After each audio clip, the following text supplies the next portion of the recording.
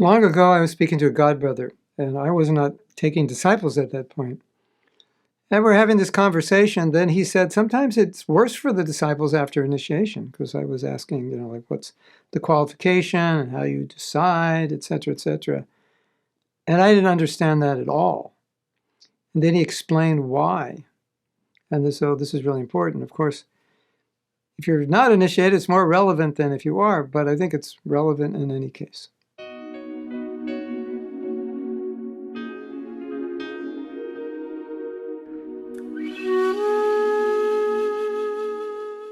So what he told me was that when a devotee takes initiation and they commit to their spiritual master, there's a potential problem.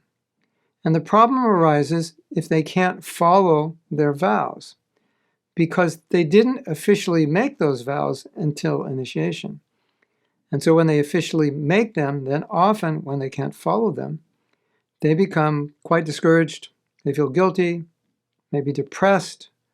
Maybe they go into a state of shame. And just they feel bad because they're breaking a vow that they wouldn't be breaking if they weren't initiated. Interesting, right?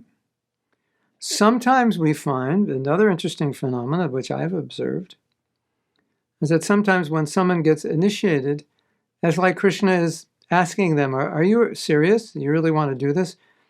And putting some obstacle in front of them, like, okay, you've made this vow. Okay, well, let's see. You're going to keep this vow. Like everything was fine, then I get initiated, and wow, well, now things are harder. Why did they get harder? They're supposed to get easier. It's supposed to be an impetus. It doesn't always get harder, but sometimes, for some devotees, it does get harder because they've committed.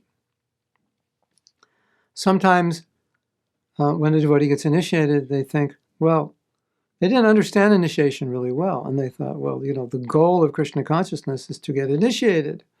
So I work hard to get initiated.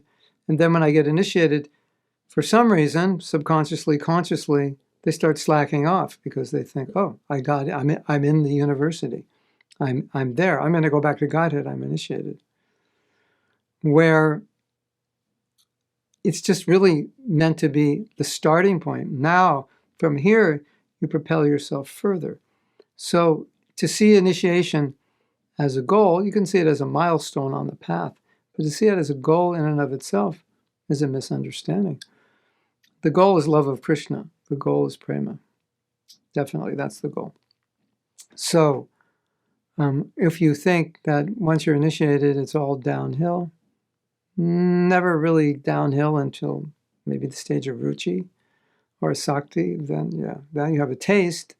Once you have a taste, it's downhill. But before that, a ceremony is not going to make everything downhill.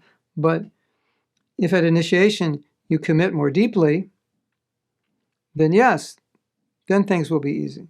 But if you just sit in a fire sacrifice and mouth off some vows but don't really take it to heart, that doesn't really change anything. Hare Krishna. So be careful. If you're not initiated yet, be sure. When you take initiation, you will be able to follow. And don't think of initiation as the end goal. It's just the beginning. And when you take a step further for Krishna, he may test you to see if you're serious. So make sure you're ready.